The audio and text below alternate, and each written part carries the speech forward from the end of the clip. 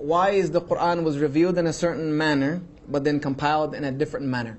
The true intent reason we won't know specifically why exactly every verse is where it is. But the reason the Qur'an was revealed in the way it was revealed, because it was revealed for time and necessity and place.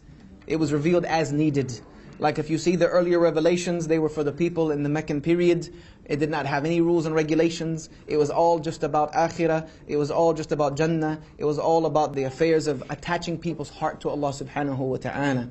And then with the Medinan verses came more the stories of the prophets to connect with the Jewish community there at the time and to give support to the Muslims and the rules and regulations. There is a wisdom behind the reason it was compiled, and there are some books written about its compilation and how it was compiled and things of that nature, but the exact reason, Wallahu a'lam. The difference with some of the early Muslims is they were able to do things like not pray at 5 times a day, and they drank and things of that nature, but that was for them. Everything is complete now. Everything is complete now. We follow it to the best of our abilities in its totality. But let me give you a really quick snippet. Rome wasn't built in a day, they say, right? Don't think someone's going to come out of Jahiliyyah into Islam and be a good Muslim tomorrow. Never try to put that upon someone interested in Islam.